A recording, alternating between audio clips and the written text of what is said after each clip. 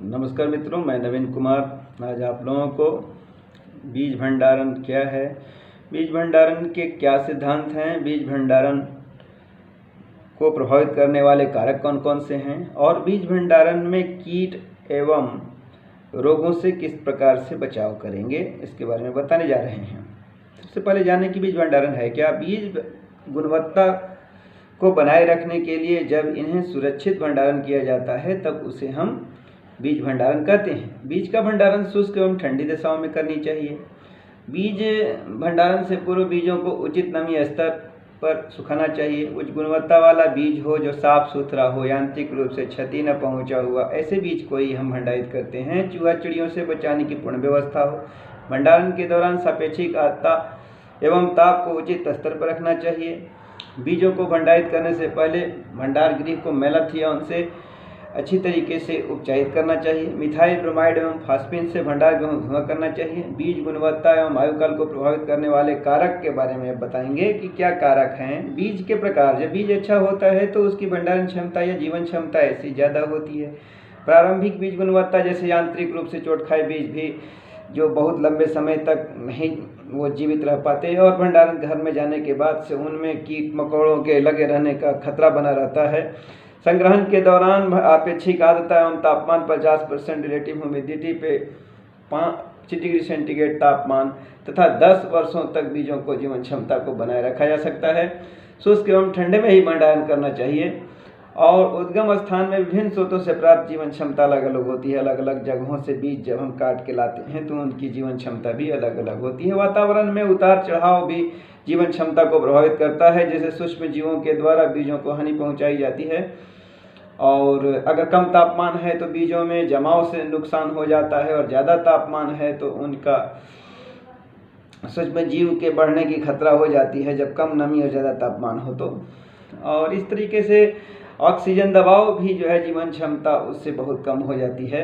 और रोगाणु एवं कीट हानिकारक जीवों से बैक्टीरिया, फफूंदी, माइट, पक्षी आदि भी नुकसान पहुंचाते हैं। और अन्य कारक में सूर्य का सीधा बीजों के ऊपर पड़ना, बीज उपचार इत्यादि। रोग एवं कीटों से नियंत्रण के उपाय बता रहे हैं क्या कि बीजों से अधिक नमी जब होती है तो वायुमंडलीय में सापेक्षिक आर्द्रता अधिक होने पर बीजों पर किए गए कीटों एवं कवकों का आक्रमण बहुत तेजी से होता है। जीवाणुओं के लिए सापेक्षिक आर्द्रता 90% से अधिक होनी चाहिए और इससे अधिक कम है तो हम बीजों को जीवाणुओं से बचा सकते हैं। स्टोरसीड फंजाई और उसका कंट्रोल में हम भंडारण घरों में कवकों में मुख्य रूप से पेनिसिलियम और एस्परजिलस स्पीसीज प्रमुख रूप से हानि पहुंचाता है और यह 70 से 90% सापेक्षिक आर्द्रता पे आसानी से विकसित हो जाते हैं। और जो आसानी से विकसित होने वाली स्पीसीज हैं वो एस्परजिलस राइपेंस है, एस्परजिलस रूब्रस है, एस्परजिलस फ्लेवस है, एस्परजिलस कैंडिडस है इत्यादि हैं। एस्परजिलस एवं अन्य कवक बीजों के भ्रूणों पर आसानी से आक्रमण कर देते हैं। कम तापमान जैसे 30 डिग्री सेंटीग्रेड से कम तापमान जब होता है तब कवकों के डेवलपमेंट के लिए अच्छा नहीं होता और 30 से 35 डिग्री सेंटीग्रेड तापमान जब होता है तब कवक बहुत अच्छे से डेवलप हो जा सकते हैं। और वेंटिलेशन की व्यवस्था होनी चाहिए क्योंकि कार्बन डाइऑक्साइड जब बढ़ जाता है तो गर्मी को पैदा करता है एक श्वसन क्रिया के दौरान, इसलिए भंडार घरों में एक वेंटिलेशन की व्यवस्था होनी चाहिए। सफाई बार बार करते रहना चाहिए। धूमन की व्यवस्था होनी चाहिए। धूमन में मिथाइल ब्रोमाइड के धूमकों का प्रयोग करते हैं जिससे कवकों से होने वाले हानिकारक प्रभाव से हम बच सकते हैं। साफ सुथरे बीजों का ही चयन करते हैं हम लोग। और बीज भंडारण में कीट और उनके नियंत्रण के लिए क्या करेंगे, कीट, माइट, रोडेंट, चिड़ियाँ, चावल का धुन, सीटोफिलस ऑरिजेई और टोरोगोडर्मा ग्रेनेरियम, गेहूं का खपड़ा जिसको कहते हैं, राइजोपरथा डोमिनिका, लाल सुरही, ट्राइबोलियम कैस्टेनियम, साइटोट्रोगा सिटियोला एवं दालों में लगने वाली बीटल्स जैसे आप सबसे जो प्रमुख है दालों में वो कैलोसो ब्रूचस जेनरा पाई जाती है। इंसेक्ट कंट्रोल के लिए हम लोग बीजों को सुखाते हैं पक्के फर्श पे 10 से 12% नमी स्तर पे आ जाती हैं और 60 डिग्री सेंटीग्रेड पर 10 से 15 मिनट तक के रखते हैं। एवं दालों में उपस्थित बीटल्स मर जाते हैं। फिर हम मिट्टी के तेल की एक परत चढ़ाते हैं, या मिट्टी चढ़ाते हैं या तेल की एक परत चढ़ाते हैं।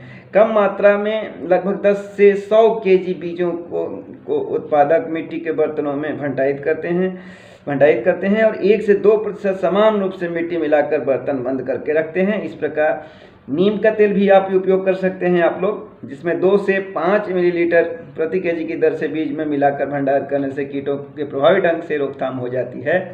भंडार गृहों में विकसित संरचना का उपयोग, भंडार घर ऐसा होना चाहिए, नमी रोधी होना चाहिए, वायु रोधी होनी चाहिए, कम कीमत वाला होना चाहिए, कम तापमान और उतार चढ़ाव से मुक्त होना चाहिए। भंडार गृहों में ऊंचे फर्श पर बनाना चाहिए जिससे नमी न पहुंच न पाए, और भंडार गृहों में केवल एक ही मुख्य दरवाज़ा होना चाहिए और बार बार हम खोलेंगे नहीं दरवाजे को, और उसमें पत्थरों अथवा कंक्रीट का बना होना चाहिए, चिकना होना चाहिए। भंडार गृह में तापमान एवं सापेक्षिक आर्द्रता नियंत्रण करने की पूरी व्यवस्था उसमें होनी चाहिए।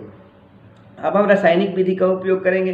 रासायनिक विधि में स्पर्शकवकनाशी द्वारा बीजों को कीटनाशकों की एक परत चढ़ाई जाती है और उससे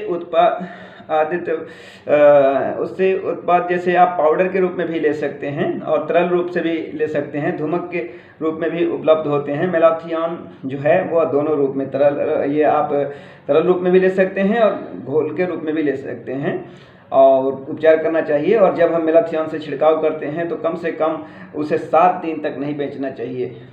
और इस प्रकार से धुमन से उपचार जब हम करते हैं, धुमन से उपचार में कुछ रसायन जैसे जहरीली गैसें पैदा करती है जिससे भंडार घरों में उपस्थित कीट और उनके अंडे मर जाते हैं। इसे फुमिगेंट कहते हैं। मिथाइल ब्रोमाइड इसका प्रमुख उदाहरण है। एल्युमिनियम फॉस्फाइड, फॉस्फीन जिसको कहते हैं, कार्बन डाइऑक्साइड इत्यादि का प्रयोग हम एयर टाइट वायु रोधी में करते हैं, जबकि मिथाइल ब्रोमाइड के लिए 24 से 48 घंटे की अवधि चाहिए और फॉस्फीन के लिए हम लोग कम से कम 5 दिन की समय चाहिए। और फिर हम लोग क्या करते हैं, सैनिटेशन करते हैं। देखते हैं भंडार घरों में बार बार सफाई करने की ज़रूरत होती है। जो गंदे होंगे, टूटे फूटे कंकड़ पत्थर सारी चीज़ निकाल देते हैं। और बहिष्करण में हम खिड़की को बार बार नहीं खोलेंगे, दरवाजे को बार बार नहीं खोलते हैं और चूहे से बचने के लिए हम चूहेदानी का उपयोग करते हैं। धन्यवाद।